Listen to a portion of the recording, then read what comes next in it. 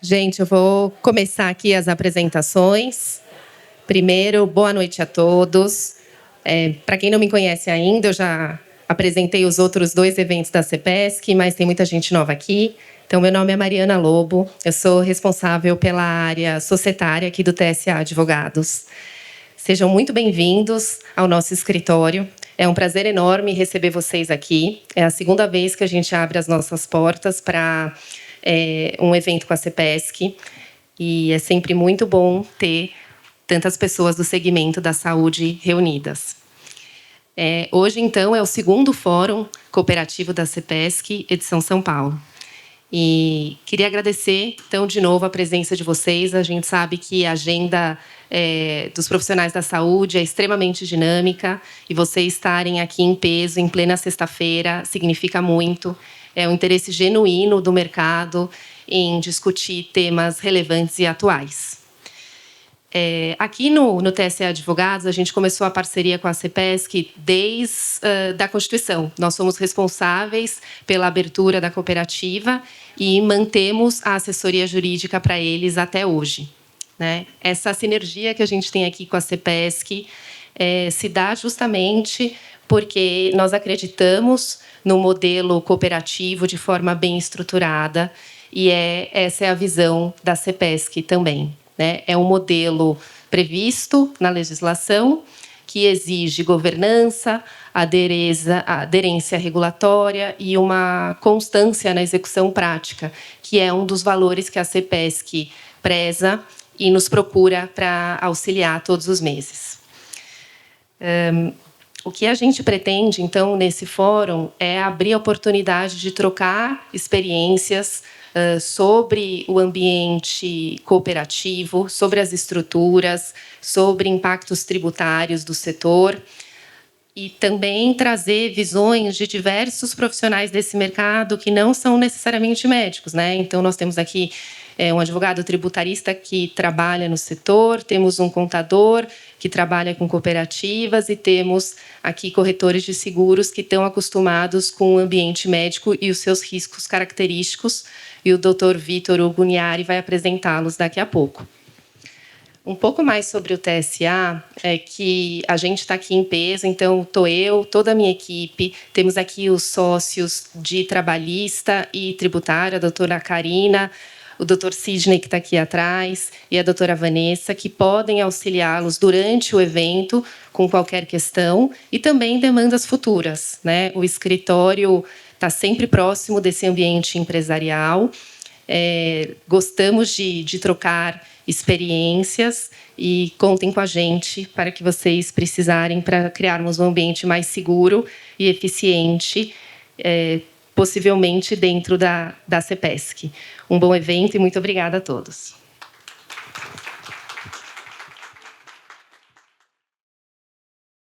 Hoje eu preciso citar uma pessoa que é uma amiga minha, Lisa, falei que ia citá-la, porque ela me fez uma vez uma pergunta que me fez repensar toda a trajetória da pesquisa clínica, porque foi uma pergunta genuína.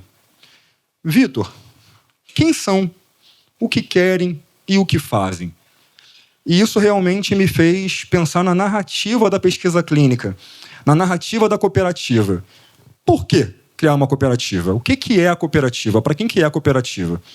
A cooperativa ela nasce da dor do profissional dentro do centro de pesquisas. Ela nasce da dor porque a nossa carga tributária, trabalhista, é muito pesada para o empresário. E dói no bolso de quem trabalha e recebe como CLT no final do mês. O PJ, ele é muito inseguro, tanto para o profissional como para o pagador. A bolsa, então, que não traz previsibilidade, pode ser suspensa a todo momento. Então, para quem é a pesquisa clínica? A pesquisa clínica é para aquela enfermeira coordenadora de pesquisa que tem medo de não pagar seus boletos no final do mês? Talvez seja. A pesquisa clínica é para aquela mãe, para aquele pai, para aquele ser humano que pode se machucar, pode querer entrar com uma licença maternidade e precisa de um benefício do INSS? Talvez. Pesquisa clínica é para aquele profissional médico que está cansado de pagar cargas tributárias altíssimas e gostaria de pagar um pouco menos para que ele possa levar para sua casa um pouco mais de liquidez? Também é. Mas ela também é para a CRO, para o profissional, para o nosso CRA, para o nosso monitor. Ela também é para o nosso fornecedor de pesquisa clínica, para as nossas empresas de recrutamento, a qual, gente, eu puxo sardinha assim, porque foi da onde eu vim. Gosto muito. A pesquisa clínica também é para o pequeno patrocinador, que trabalha com pejotização. E uma coisa que a gente vem vendo dentro dos centros de pesquisa é, infelizmente, os gestores contratarem profissionais de saúde registrados como enfermeiros, biomédicos, biólogos, farmacêuticos, por MEI. E é isso que hoje o nosso doutor vai conseguir explicar um pouco mais dos perigos e porquê de não poder. Para quem é a cooperativa? Quem é a cooperativa? A cooperativa, ela vem de Curitiba para o Brasil. A cooperativa não é só um modelo de negócios. A cooperativa é todo um ecossistema. A pesquisa clínica é para trazer uma tranquilidade. É para dividir risco. Pesquisa é para cooperar. A cooperativa são vocês. E é uma honra ter vocês aqui hoje. Boa noite a todos. A gente entrou na participação da diretoria da CPESC, acreditando que nós podemos fazer melhor a pesquisa clínica tendo uma cooperativa. E minha visão sobre educação, formação profissional. Uma das atividades que a gente tem pensado e estruturado é que a gente possa oferecer treinamentos através da cooperativa, principalmente para coordenadores e novos coordenadores. A gente sabe que estamos num período de, vamos dizer, chega a ser um apagão de recursos humanos, né? E que a gente precisa treinar melhor esses profissionais e esses centros de pesquisa.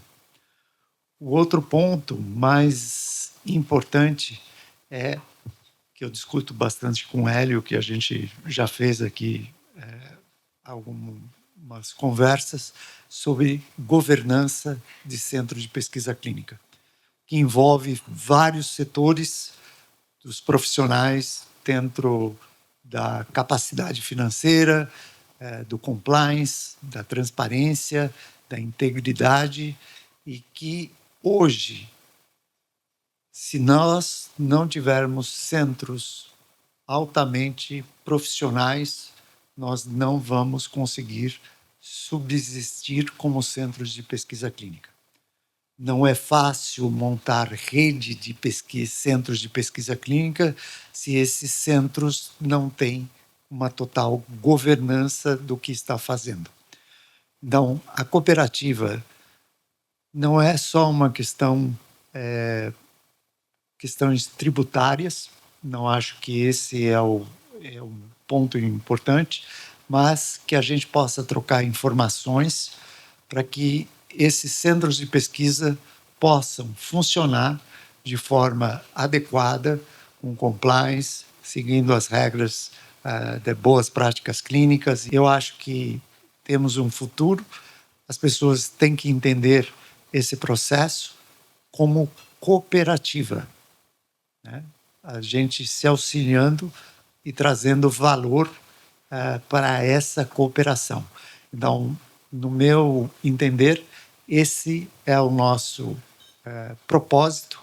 Uma das áreas mais importantes para mim é sempre treinamento e formação profissional, né? E eu espero que a gente possa fazer isso a partir do segundo semestre desse ano, com alguns treinamentos para seus coordenadores e formação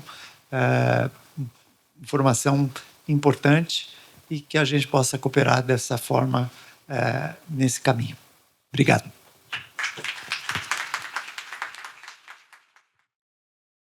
Eu queria falar um pouquinho dessa reforma tributária, né? Eu perguntei o que vocês querem ouvir. Eu quero falar um pouquinho de tributação de dividendos e tributação de altas rendas. Então, vou dar uma pincelada nisso para a gente poder ter um bate-papo. Você fez aquela questão do MEI. MEI não, quem trabalha com pesquisa não pode ser MEI. Tem uma proibição específica na lei que está no... Porque é melhor sendo simples. Porque a lei diz que quem trabalha com serviços intelectuais não pode ser MEI. Só por isso. Então, tem uma disposição específica.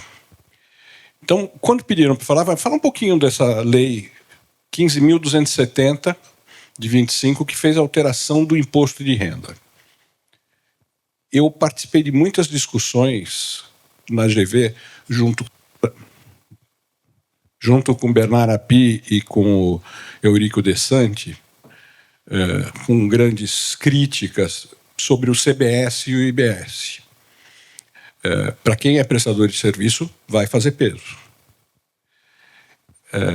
Se o Bernard Api tivesse aqui, ele ia dizer, não, mas você vai gerar crédito também. Então você vai ter que negociar, por exemplo, com um plano de saúde para ele aumentar o valor para poder cobrir a tua tributação e gerar crédito para ele. Mas brigar com um plano de saúde não é um negócio tão fácil, eu imagino. Eu não sou médico. Meu trabalho é deixar o dinheiro das pessoas longe do governo. Então eu só brigo com o governo. Então, quando eu falo do CBS, IBS vai ser muito bom para comerciantes e para a indústria, não tenho a menor dúvida. Vai ser bem ruim para quem empresta serviço. De qualquer forma, o mercado vai se adaptar. Não tem, o mercado funciona assim, todo mundo está no mesmo barco, vai diminuir muito a sonegação, porque agora tem o chamado split payment, né? Você vai receber 1.000, vai emitir uma nota de 1.000 e vai receber 700. O governo vai ficar com a parcela dele. Mas a questão da reforma do imposto de renda foi realmente assustadora. Entre o projeto de lei e a aprovação foram 4 meses de pressão do governo. Porque o governo gasta demais e ele quer arrecadar mais. E vai arrecadar mais. E nós, desculpa ser o cavaleiro do apocalipse, nós vamos pagar mais. Né? Principalmente quem ganha acima de 600 mil. A primeira discussão da lei 15.270 era a seguinte, olha, nós vamos aumentar o imposto de renda de quem é muito rico, 600 mil reais de ano, super ricos, né, que eles usaram, e que não é verdade. Alguém ganha 600 mil reais por ano, não é super rico. E a gente vai corrigir a tabela do imposto de renda, porque ela, desde 96 não é corrigida. Isso é verdade. Só que se ela fosse corrigida, ela teria uma isenção de 5.725. Essa seria a isenção da correção normal da tabela do imposto de renda. Portanto, a isenção de 5 mil não cobriu aquilo que deveria ser feito. Então, a história é mentirosa. Então, a lei surgiu para, basicamente, 4. Aumentar a isenção da tabela do imposto de renda da pessoa física até 5 mil reais. Quem ganha até 5 mil não paga. Entre 5 mil e 7.350, existe um escalonamento das alíquotas até chegar em 10%. Conta matemática simples e direta. E ele diz assim, se uma empresa... Bom, segunda questão, tributar a distribuição de lucro. Eles tiram da pessoa jurídica, e de fato vão tirar, eu vou explicar como, não para quem é...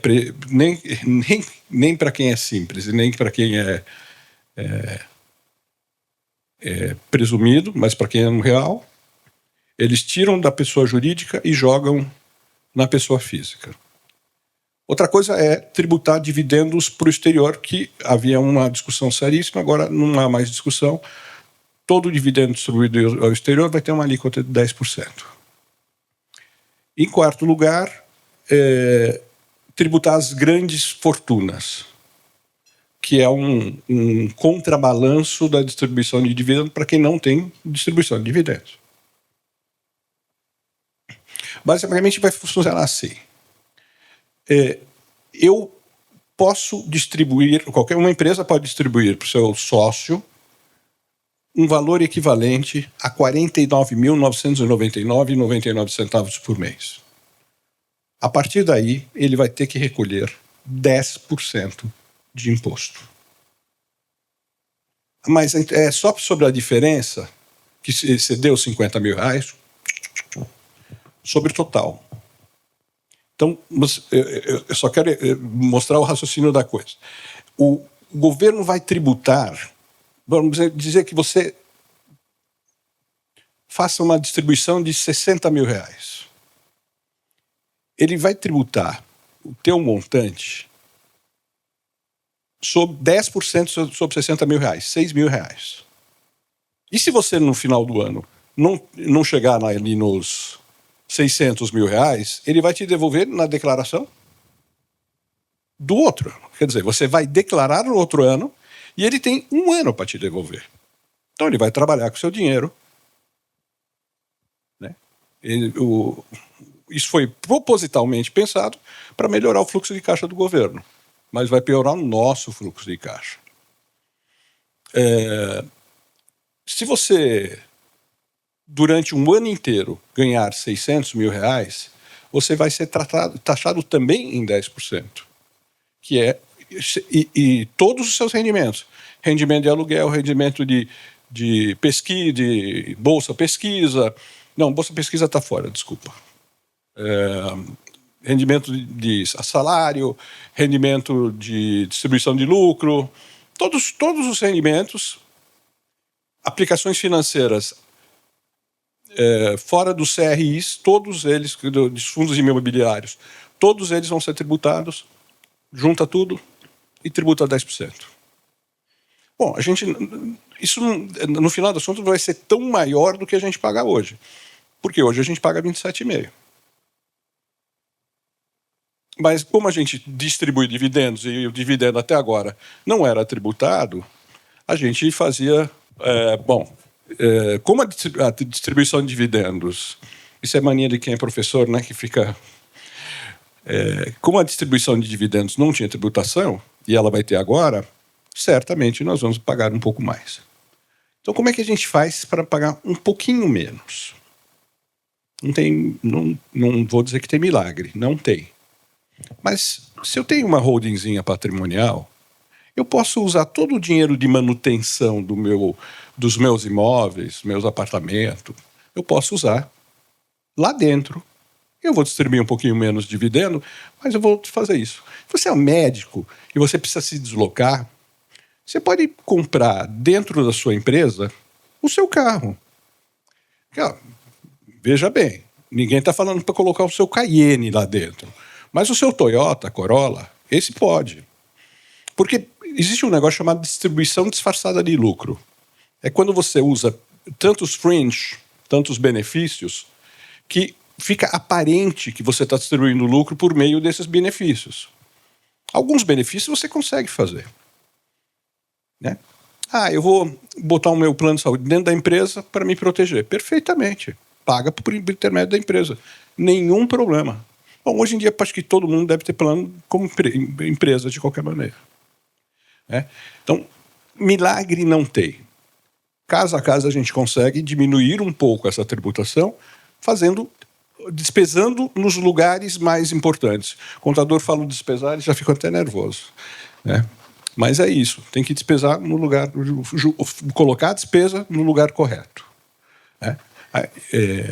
Não é um mal... Bom, sociedade médica, infelizmente, não tem mágica. Sociedade médica, para ter o benefício do ISS, ela vai ter que ser uniprofissional. E para ser uniprofissional, só pode ter médico, não tem outra maneira de fazer. Agora, se sua mulher for médica, bota ela como sócia. Cada um tira R$50 mil, perfeitamente. Fica isento até esse volume.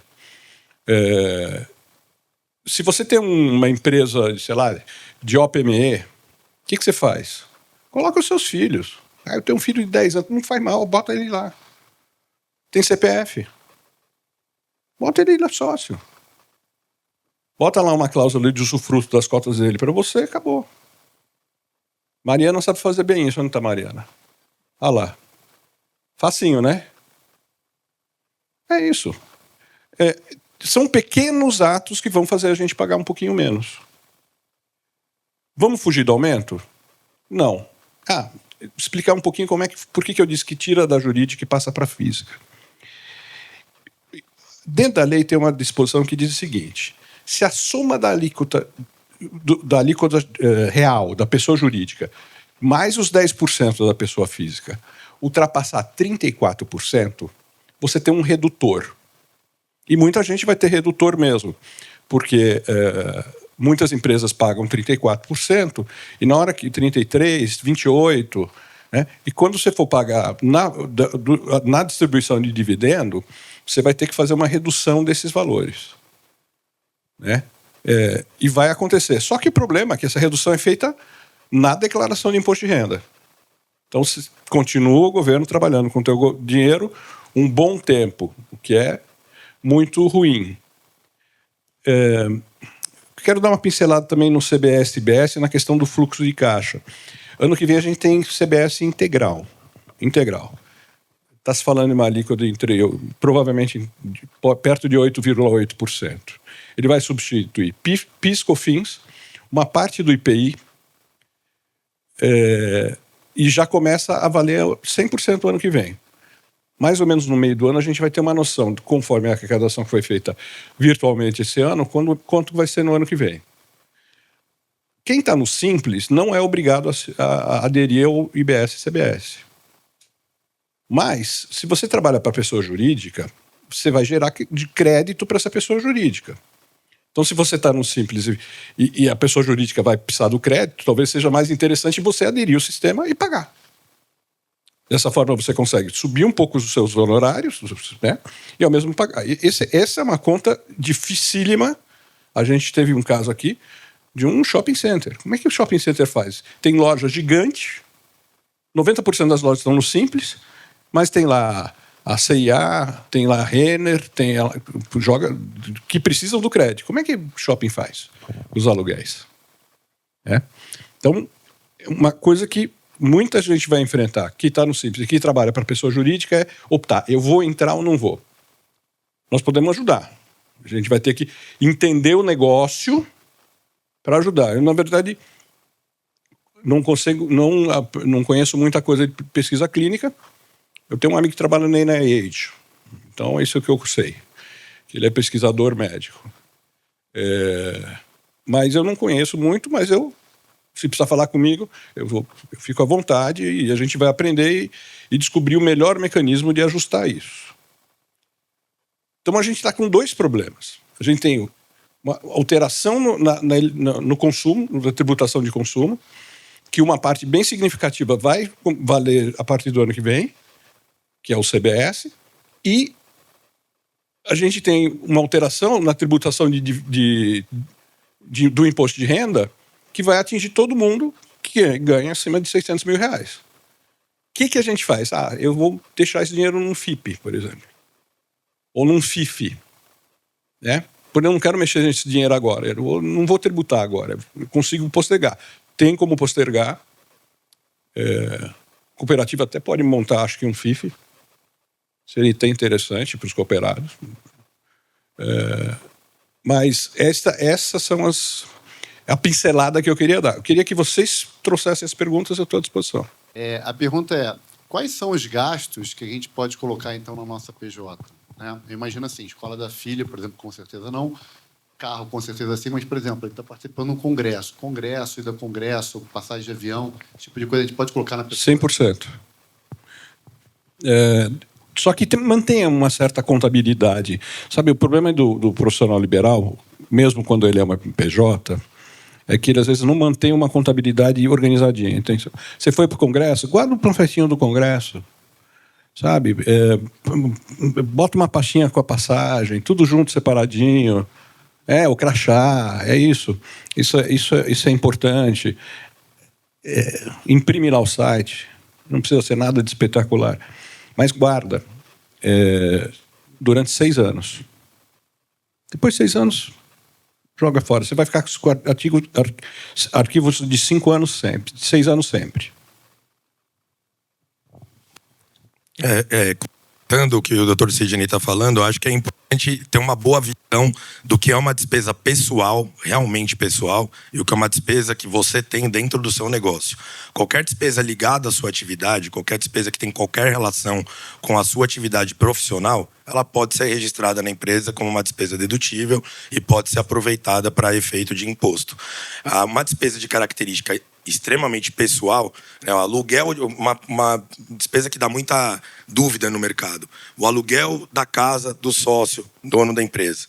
É uma despesa pessoal, mas que em alguns momentos a gente entende que, às vezes, a pessoa se deslocou de um lugar, ela tem uma empresa num outro local que não é a cidade dela de origem, ela tem uma despesa onde ela tem um imóvel que não é o imóvel familiar dela, mas que ela usa para o trabalho. Então é mais ou menos entender esse conceito. Eu não posso usar o aluguel do imóvel da minha casa como uma despesa dedutível, mas eu poderia usar o aluguel do segundo imóvel que eu uso para me deslocar para uma filial, para uma empresa em outro local. Então é entender bem o conceito do que é uma despesa particular e o que é uma despesa que está relacionada com a minha atividade profissional.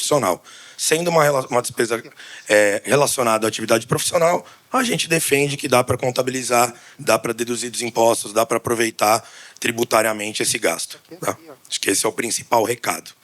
Claro que isso numa empresa que é tributada pelo lucro real, né? Vamos lembrar que para efeito de imposto de renda e contribuição social, que são 2 tributos que são pagos sobre o lucro da empresa, no caso do lucro presumido, ele é feito por uma conta de uma presunção, por isso que chama lucro presumido, então não interessa exatamente qual que é o resultado final da empresa, mas nas empresas de lucro real as despesas interferem de forma direta no cálculo dos impostos sobre o lucro. Então, quando eu tenho uma empresa que está no lucro real, eu posso aproveitar o máximo de despesa possível, tenho que ter uma contabilidade bem feita, organizada, e as minhas despesas têm que ser sempre formais. Isso é super importante lembrar, né?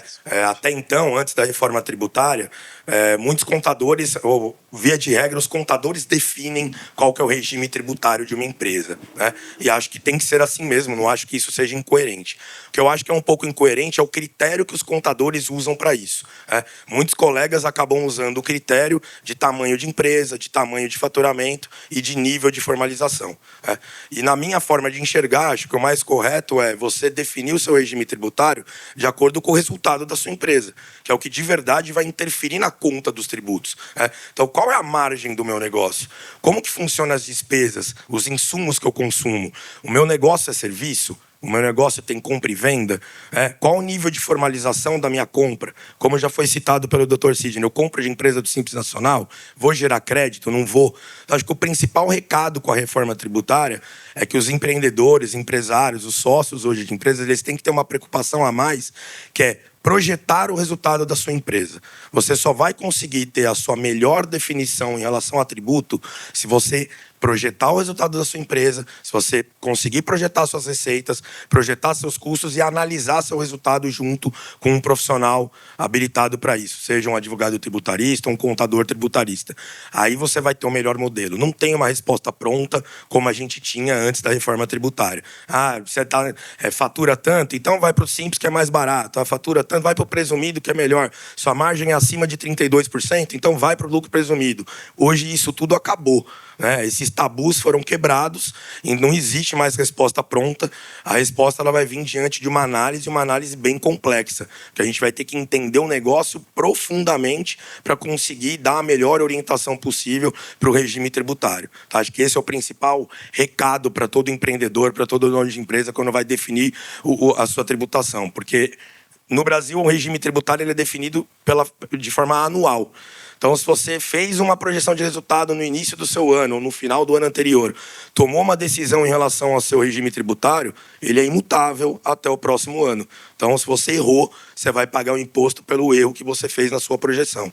Então, aquele negócio de ir no cheiro, né? Assim, o empresário brasileiro não tem o hábito, pelo menos um pequeno e médio empresário, com exceção das grandes organizações, a gente não vê muito comumente o hábito de se projetar resultado, de analisar seu negócio de forma mais profunda. E isso a gente vai ter que mudar, para a gente não ser muito penalizado, porque também, na minha opinião pessoal, a reforma tributária vem com o discurso de simplificação, mas eu enxergo como uma forma de eu acumular mais o poder no governo federal, porque alguns tributos foram unificados e essa arrecadação e distribuição vai ser controlada na União, não mais nos estados e municípios. E isso, pensando em Brasil, a gente sabe que existe um lobby muito grande político. Isso vai interferir no crescimento de cada estado e no crescimento de cada município. Então, eu, particularmente, sou bem contra a maioria dos aspectos da reforma tributária. Eu acho que só vai onerar a gente. O setor de serviço hoje, ele é responsável por mais de 65% do nosso PIB, e não tem como você enxergar que o ISS, que é um imposto que vem na base de 2% a 5% de alíquota, sendo juntado com o ICMS, que é um imposto que, na média do Brasil, está em 18%, você juntar dois tributos assim para as empresas pagarem e dizer que você não vai prejudicar o setor de serviço. Isso é uma enorme mentira que não é sustentável, né? Acho que ao longo do tempo nós vamos enxergar isso no bolso das empresas de serviço. Então, para fugir desse problema, para fugir dessa oneração pesada de tributo, o melhor recado que eu posso dar, acho que a melhor informação que eu posso dar é: analisem seu negócio profundamente, entendam de verdade como que funciona as suas receitas, os seus custos, para que um contador, um tributarista possa ajudá-los no melhor desenho tributário, na melhor forma de vocês pagarem o menos imposto possível, de forma legal, de forma correta. Lembrando que acho que o que menos se fala da reforma tributária foi o que o Dr. Sidney colocou agora no final da fala dele, que é o split payment. Hoje, a gente fala muito de o governo olhar o Pix da conta, qualquer movimentação acima de 5 mil, a gente até enxerga absurdos. Você vai me pagar 20 mil reais por fora, então me faz 4 Pix de 4.999. São coisas que são lendas, né, que não resolve nada. E a partir de 2030, pelo menos para frente, e mais definitivamente a partir de 33, eu entendo que não vai mais ser possível o jeitinho brasileiro de não se emitir nota, de não se tributar a receita. Porque assim como já acontece, por exemplo, nos Estados Unidos, que a gente compra um produto na loja e o imposto é cobrado ali na maquininha, na hora que você faz o pagamento, é assim que o sistema bancário brasileiro está sendo alterado. Então, a demora da reforma tributária, ela está acontecendo justamente para que o sistema bancário brasileiro possa ser adaptado a essa nova forma de arrecadação. Então, caiu dinheiro na minha conta, eu vou pagar imposto. Emitir nota ou não emitir nota, estou sonegando, não importa, vai gerar uma cobrança tributária. Então, isso tem que estar na mente de todo empresário, que as coisas vão mudar de verdade. Não é mais, é lenda, no Brasil tudo é assim, mas depois nada acontece. Tem lei que é criada e não pega, mas agora eu acho que a gente vai ter que levar na força a sério. Esse é o lado que eu acho de bom na reforma tributária, que vai trazer um nível de seriedade, de profissionalismo, de legalidade, que hoje no Brasil é um pouco... porque não acontece tão assim, né? Nós sabemos aqui como funciona o nosso país. Mas em relação à questão de carga tributária, de simplificação de imposto, eu acho que isso é um pouco de blá, blá, blá, é mais papo da mídia, as coisas não vão ser assim tão simples como a gente está imaginando, né? Acho que é isso que eu tinha para dizer como recado. Se tiverem dúvidas também, mais perguntas para que a gente possa esclarecer. Eu queria perguntar uma questão...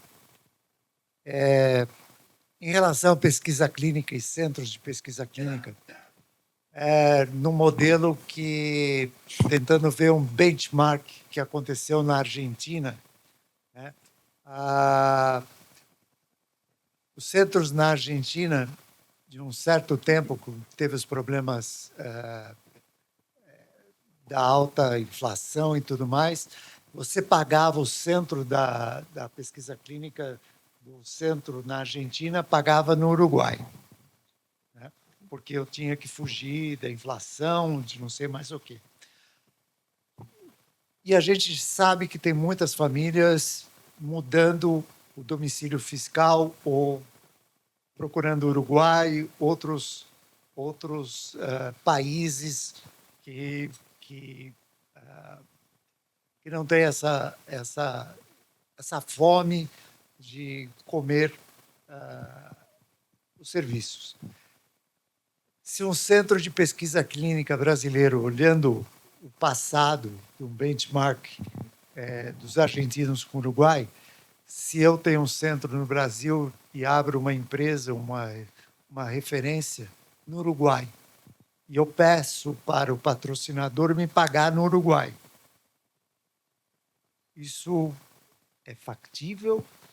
É alguma coisa que é ilusório? Como é que vocês veem essas questões? Porque há um movimento tão grande de brasileiros mudando para o Paraguai, Uruguai, esquece Uruguai, vamos para o Paraguai. Como é que vocês veem essa questão que meu domicílio, dos meus centros de pesquisa clínica, não estão no Brasil, estão no Paraguai? Na verdade, esse é um pouco de ilusão. Precisava falar, isso é importante. De fato, o Paraguai é muito vantajoso para quem tem indústrias que usam muita energia elétrica, porque o Paraguai tem uma lei chamada Lei Maquila, que diz o seguinte: tudo que você produzir no Paraguai, e lembra que a energia elétrica do Paraguai é 20% da energia elétrica do Brasil, o preço. Tudo que você produzir no Paraguai e exportar para o Mercosul, você só vai pagar 1% de imposto de exportação. E o lucro que você tiver no Paraguai vai ser tributado a 10%. Ponto. Essa é a tributação no Paraguai. Vantajoso? Muito. Para quem centro de pesquisa, não vai ter vantagem. Porque o centro de pesquisa ele não tem nenhum tipo de benefício fiscal no Paraguai. Calma. Mas se eles mudar para lá, mudar o seu domicílio fiscal, pegar o seu centro de pesquisa e mudar para o Paraguai, ele vai pagar 10% sobre seus próprios rendimentos. Só. Por isso que eu digo que o Fernando Haddad foi o melhor ministro do Paraguai de todos os tempos. As pessoas simplesmente estão pegando o seu chapéu e mudando para lá. Mas você precisa mudar. Existe uma regra que se você, um brasileiro, tiver aqui 183, estão me dando bronca, são 183 dias, ele é pagador de imposto no Brasil. Então você tem que não pode estar até 183 dias aqui no Brasil. Você tem que estar fora do Brasil. Se você quiser mudar, eu vou morar no Paraguai, ótimo. Mas para morar no Brasil e fazer isso não vai dar certo. Só mais um complemento em relação a isso. É importante lembrar que se os clientes dessa empresa estão no Brasil, isso, por mais que a gente tenha vantagens de custo como operação fora do país, né? No caso, a gente está citando países com custo baixo, mas lembrando que mesmo no Mercosul, com algumas isenções, mas a gente tem uma carga pesada no Brasil para imposto de importação. Então, se eu estou no Paraguai e meus clientes estão no Paraguai, ok. Para a indústria, produto Mercosul vem para cá a zero ali. A indústria, né? Mas no serviço eu vou ter algumas tributações. Então, pensando numa empresa de serviço, né? Se eu vou prestar um serviço, eu vou abrir uma empresa no Paraguai, se meu cliente está no Brasil, quando ele me contratar, ele vai pagar imposto de importação. Então, aí eu vou ter que ver se meu preço é competitivo. Então, talvez a vantagem que eu tenha em ganho de custo, eu vou ter que ceder em preço para o meu cliente poder me contratar sem ter um custo mais pesado aqui. Então, isso é importante, tem que entrar na conta também. Toda vez que a gente vai pensar numa internacionalização, eu tenho que pensar... Inicialmente era muito comum a internacionalização para os Estados Unidos, porque às vezes há interesse de você levar dinheiro para fora, né? Se eu tenho que pagar imposto para levar dinheiro para fora, se eu tiver a receita lá fora, o meu dinheiro já está lá fora. Então, se a minha intenção depois é ir embora do país, lindo, maravilhoso. Estou construindo patrimônio fora de casa, estou construindo patrimônio no local que eu quero, depois eu quero residir. Não acho que seja o caso da gente sair do Brasil para ir para o Paraguai, né? Não vejo muito ganho nisso. Então, eu não vejo algo como interessante. Eu acho que é uma modinha que está acontecendo. Para algumas empresas faz muito sentido. o que eu tenho visto de experiência, data centers, empresas desse porte de TI com carga pesada de hardware por causa do alto consumo de energia elétrica, por causa de uma mão de obra mais barata, aí faria sentido, tá? Mas não vejo muito sentido para atividade de serviço, seja ele qual for, né? Principalmente no caso de vocês como pesquisa clínica, na minha forma de enxergar, não existem grandes vantagens. Claro que pode ser olhar cada negócio de forma mais específica, às vezes tem algum pulo do gato aí no caminho, mas de forma geral não tem grandes vantagens. Tá? Então, agradecer imensamente a CEPESC, toda a diretoria pelo espaço, poder falar esse assunto que me é muito caro, que vem sendo objeto da minha dedicação profissional e pessoal já há muitos anos, pelo menos 13. E vou responder sua pergunta de maneira bastante objetiva, depois a gente pode aprofundar um pouco mais, tal. Mas o seguro ele vai acrescentar uma camada adicional, sobretudo, para garantir os direitos do participante de pesquisa clínica. Eventualmente, se precisar de uma indenização ou assistência necessária por algum evento adverso grave relacionado ao protocolo. Então, a base inicial do seguro parte do participante. Então, tutelar os direitos básicos do participante de pesquisa clínica. E, portanto, vai garantir, inclusive, como a gente está transferindo o dever de indenização que, a priori, óbvio, é do patrocinador e do pesquisador, blinda também o patrimônio, como a gente sabe que a nova lei trouxe e deixou bem estabelecido isso, patrimônio, sobretudo, do PI e do patrocinador. Então, blinda o patrimônio dos principais agentes de pesquisa clínica que estão oferecendo a pesquisa clínica. E veja, ao transferir esse dever de indenização para um terceiro, a gente está garantindo uma menor volatilidade do performance financeiro daquele projeto. Porque à medida que que eventos que vão dar gatilho para uma assistência ao participante, para custear despesas médicas hospitalares, para um terceiro, a gente diminui aquele dispêndio daquele projeto, então a gente consegue ter uma maior previsibilidade do resultado financeiro daquele projeto. E por fim, pouco se fala disso, mas eu acho que uma coisa que a gente estamos aqui para estabelecer algumas bases, né? Eu acho que é bom a gente colocar que o seguro se faz como um grande aliado do próprio desenvolvimento científico. Porque imaginemos um cenário hipotético em que, por algum motivo, qualquer motivo, não se tem recursos para garantir os direitos daquele participante, né? Será que a gente conseguiria dar cabo de continuar aquele estudo? Sendo que o nosso dever de assegurar os direitos daquele participante estão comprometidos? Então, pessoas no futuro que poderiam se beneficiar daquela inovação podem perder isso por uma situação. Então, a gente consegue garantir, inclusive, o desenvolvimento científico. Pouco fala disso, mas eu acho que é um valor bem grande que o mercado segurador adiciona ao processo. E veja, pessoal, a gente tem que se colocar, me coloco aqui como outsider, né? Nunca conduzi pesquisas clínicas. Então, acho que é importante a gente dizer também que o mercado segurador, e eu me coloco aqui como um porta-voz do mercado segurador, ele enxerga que o processo da condução da pesquisa clínica é um processo seguro. Eles entendem, o mercado segurador entende que todo o processo, como é desenhado o processo, e que, inclusive, aprendemos muito com pesquisas clínicas. Afinal de contas, o negócio da seguradora é gerir fundos, né? É gerir dinheiro. Eles não entendem, de fato, a condição.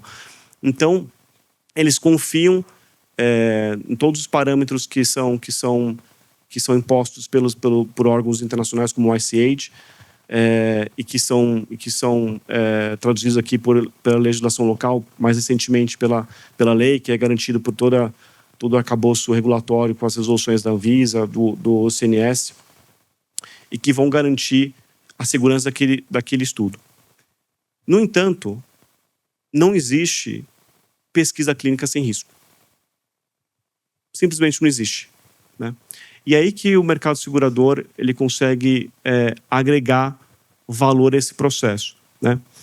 Dessas três formas. E como é que, particularmente nós no escritório, como é que a gente aprofunda essa discussão, né? E já entrando um pouco mais no painel do dia, né? Gestão de riscos para centro de pesquisa clínica. Eu acho que ficou bem claro aqui com as falas do Dr. Sidney e do Fernando que existem diversas ferramentas que estão à nossa disposição que a gente pode gerir melhor o negócio, né?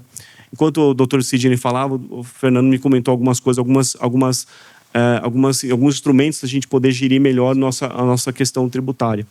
Então,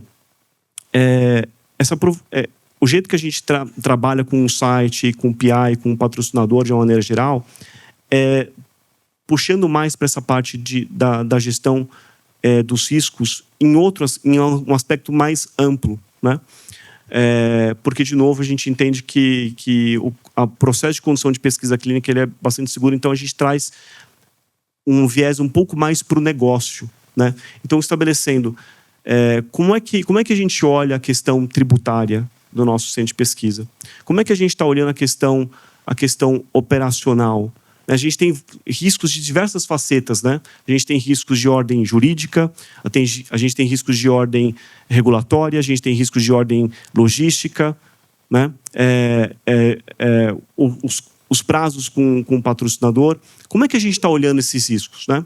Então, na medida que a gente vai conduzir nosso trabalho, a gente tem as reuniões, a gente tem uma série de formulários que ajudam, que estimulam esse raciocínio e ampliar um pouco o espectro dali do processo puramente técnico-operacional da condução do estudo e olhar um pouco mais para o centro de pesquisa como um negócio, né? E que, porventura, óbvio, vai se imprimir essa qualidade, por fim, ali na condução do ensaio clínico. Então, eventualmente, e pode parecer contraintuitivo, o seguro não vai funcionar como uma ferramenta para aquele cenário, né? Afinal de contas, o seguro ele é um dos instrumentos que nós temos para a gente poder gerir o risco, né? Só que aí a gente já está trabalhando lá na ponta, no final, porque a contratação de seguro é a transferência do risco. E para a gente chegar no ponto da transferência do risco, a gente primeiro, já identificou e a gente já conseguiu, de uma certa forma, qualificar e quantificar aquele risco e, portanto, a gente conseguiu enxergar o risco. E de diversas facetas, repito, logística, tributária, operacional, trabalhista, né? Então, são nesse trabalho que a gente vai desenvolvendo com o PI, com o centro de pesquisa, e a gente estabelece alguns formulários, inclusive para o próprio seguro, né? Para o estabelecimento do próprio contrato de seguro. Tem uma série de perguntas que são até um pouco desconfortáveis, né? Falam sobre o processo de auditoria interna, qual que é a frequência do processo de auditoria interna, qual que é a frequência do processo de auditoria externa. Existem gatilhos dos contratos que a gente assinou com o patrocinador que atenuam a nossa responsabilidade. Então, a gente vai tentando ampliar esse espectro de riscos e fomentar essa discussão, né? E a partir daí a gente pode trabalhar com diversos recursos para poder contribuir naquela gestão. É muito comum lá fora, nos países europeus e norte-americanos, pools. Grandes empresas do setor farmacêutico se juntam em pools, em fundos. Todos aqueles cotistas daqueles fundos participam com o valor depositado naquele fundo, e dependendo das teses daquele fundo, se algum desses cotistas dessas indústrias precisarem daquele valor para poder conter uma crise, tira daquele fundo e contém aquele negócio. Essa é uma forma de gerir o risco. Poxa, Felipe, legal, essa não é uma realidade do Brasil, isso não vai acontecer aqui. Ok. Só que existe uma outra forma, que é o próprio fundo. Então, para cada real de receita que entra no meu negócio, eu posso pegar uma fração disso para poder trabalhar alguma situação que possa acontecer no futuro. E, eventualmente, fazer um mix disso. As próprias grandes indústrias farmacêuticas, por exemplo, costumam contratar aquelas apólices guarda-chuva que a gente fala, e que tem limites estratosféricos, né? 50 milhões de dólares, 70 milhões de dólares, mas que a franquia também acompanha essa grandiosidade. Então, são franquias de 1, 2, 3, 5 milhões de dólares. Por quê? O que está querendo dizer? Que aqueles riscos que são menores, menos severos, possivelmente mais frequentes, eu topo assumir. a visualização disso. Agora, aqueles riscos que de fato impõem risco à existência do meu negócio, portanto, o sustento das famílias, dos colaboradores que estão aqui comigo, eventualmente até dos fornecedores, dos clientes, esse eu não topo assumir. Então, o seguro vai cobrir. Então, a gente pode fazer uma estratégia parecida com isso. Então, repito, o seguro, ele não é um instrumento para todos e para todo momento. Depende muito do momento em que aquele centro se encontra. A gente está falando de instrumentos sofisticados, né, de performance tributária, mas será que para um centro que começou a sua operação faz 2 anos e que tem 2, 3 contratos com um patrocinador que está recrutando ali algumas dezenas de pacientes, será que é a realidade daquele centro? Será que é a realidade daquele centro? Agora, isso não é estático, é dinâmico. Daqui a 6 meses, 1 ano, 2 anos, vai conseguindo um contrato, vai conseguindo mais estudos, vai trazendo mais participantes, vai ampliando a responsabilidade dele, vai contratando mais gente. Então, agora aquele centro que tinha 4 estudos, agora tem 10, 20 estudos, mudou um pouco o cenário. A gente olha de novo aquela matriz de risco, entende quais são os gatilhos de perdas financeiras, probabilidade, se materializar, qual que é o potencial reflexo jurídico, potencial impacto financeiro. Não, legal, Felipe. Eu acho que topo ainda assumir esse risco. Ok. Passou mais algum tempo, conseguiu mais contratos, conseguiu mais clientes. Agora a gente está conduzindo 70 estudos, recrutando milhares de participantes, tem um staff enorme, assim queremos. Será que aquele acordo que eu fiz com o patrocinador, com aquele parâmetro de custo, se sustenta nessa nova realidade? Será que não vale a pena a gente chegar... Ô Fernando, me ajuda aqui a entender a minha situação tributária para ver se eu consigo melhorar o meu performance tributário e eventualmente ter algum alívio de capital aqui?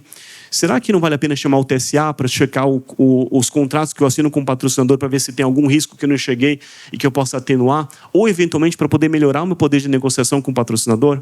Será que na hora da gente olhar e contratar ferramentas tecnológicas, um CRM, um ERP, para poder controlar melhor ali os desempenhos, será que na hora da gente olhar para os riscos e ver se aquele risco que a gente assumiu continua sendo válido para poder assumir?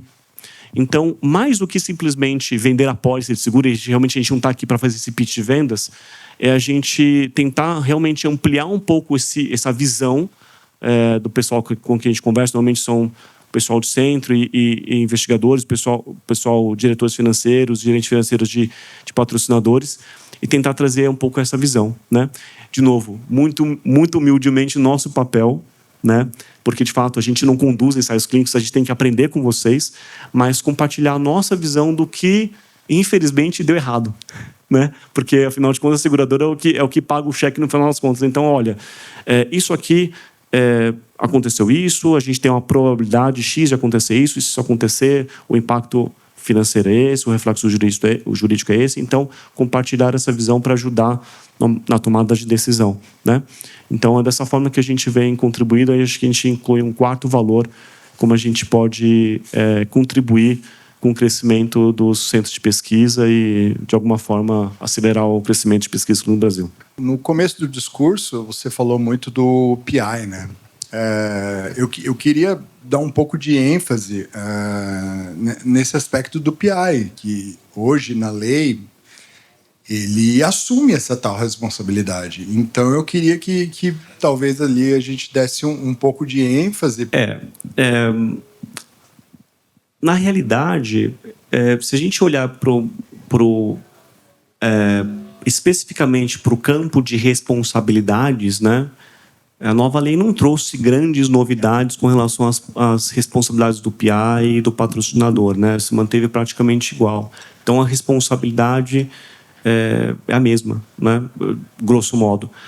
Agora, o que eu acho que mudou um pouco, bem óbvio, a gente tem agora um instrumento, não mais uma normativa infralegal, né? Uma resolução, mas agora um instrumento que é uma lei, que tem uma superioridade, né, legislativa.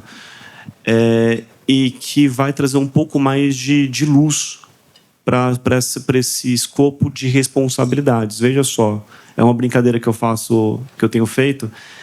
Eu frequento eventos de pesquisas clínicas já há alguns anos, né? Uns 10 anos pelo menos. E eu nunca tinha visto um evento de pesquisas clínicas ser sediado por um escritório de advocacia.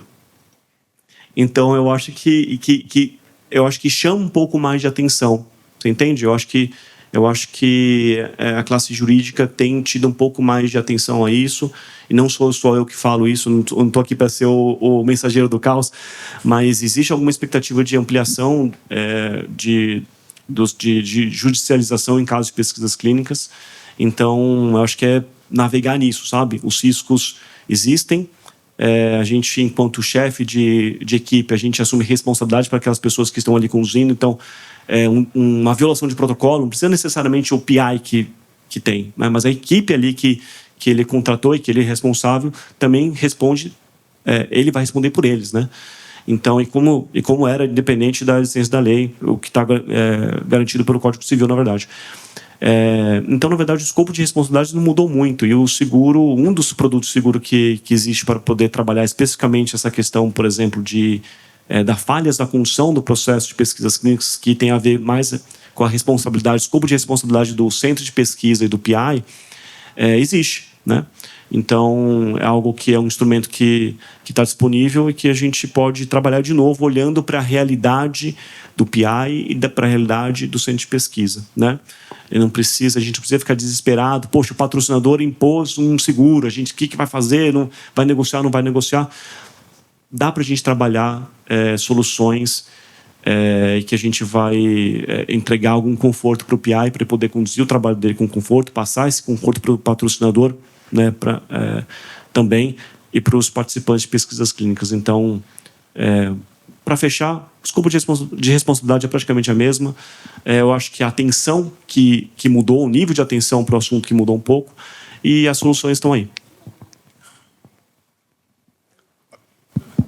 Olá, Marcelo Lima. Não sou tão velho quanto o Charles, mas tenho um pouquinho de tempo aí na pesquisa clínica, tá? E me dou o direito de fazer uma pergunta que pode ser absurda, mas me passou pela cabeça durante a sua fala, né? Só contextualizando, nós sabemos que o Brasil hoje responde por 2% da pesquisa clínica mundial, né? Apesar de sermos o 7º país no mundo em termos de população, sermos talvez o 6º maior mercado farmacêutico do mundo, né? Então existe uma certa disparidade entre esses fatores, né? E pelo que vocês estão falando aqui e pelo que a gente sabe, nós temos que ser profissionais, temos que investir, nos estruturar, né? O Vitor falou até para explicar ao Dr. Sidney que nós somos regidos por uma coisa chamada boas práticas clínicas, que é o enquadramento necessário para que a gente possa atuar. Tudo isso tem um custo, tá? E também é sabido de que nós temos sofrido rotineiramente ao longo dos últimos anos de problemas decorrentes não do nosso processo interno, mas de fatores externos, né, para manter a nossa competitividade, né, em termos de aprovação de estudos clínicos no nosso país. Então a gente investe, a gente faz o feasibility, né, que é aquela potencial de participação no estudo, o patrocinador aceita, nós investimos, contratamos eventualmente pessoas, dado a magnitude do estudo, né? E no final das contas, o estudo, como ele é um estudo competitivo, né? E os nossos prazos são longos, eu perco a chance de participar porque o estudo encerra um número previamente planejado de participantes. É possível ter uma cobertura para o lucro cessantes? Elaborou e no final, pá! Como eu falei. Muito bom, muito bom. Pesquisas clínicas do Brasil é um nicho, né? a gente tem um PIB um pouco superior a 10 trilhões de reais e a gente injeta na economia, dizem, né? Tem dados da Sinusfarma e tal, um dado aqui, o dado outro, às vezes conflitante, mas algo em torno de 2 bilhões de reais, né? Então, é um nicho. Seguros para pesquisas clínicas é o nicho do nicho. Então, a gente, infelizmente, tem conseguido pouca atenção ainda do mercado segurador, porque a gente não consegue injetar dinheiro. Afinal de contas, é grana, né? É negócio. Então, ainda não existe uma solução específica para essa situação. No entanto, não é impossível de se fazer. Porque esse é um risco, e esse é um risco grande, porque você está respondendo feasibility e você já dá cabo de ter toda aquela estrutura para poder atender aquele estudo, e no final o estudo não vem para você, ou eventualmente o N é muito reduzido porque é competitivo. O N vai para outro site ou vai para outro país, né? Então tem esse risco. E aí vai, de novo, na questão da gestão. Porque o seguro não é um instrumento barato, né? A gente sabe, né? Por mais que custe 10, 15 ou 20 mil reais, são 20 mil reais. Custa. Então, a gente pode elaborar isso. No entanto, vai ter custo. Você entende? Então, é a questão da gente avaliar a questão do risco que a gente vai correr versus o emprego desse dinheiro num instrumento que pode me proteger no futuro, né? E esse é o trabalho que a gente desenvolve. Então, resposta curta, não existe isso ainda. O mercado segurador não se estruturou para poder responder, mas esse tipo de contrato existe em outros setores. De energia, isso é muito comum, por exemplo, né? Então, a gente pode adaptar para a realidade de pesquisas clínicas, não é tão difícil.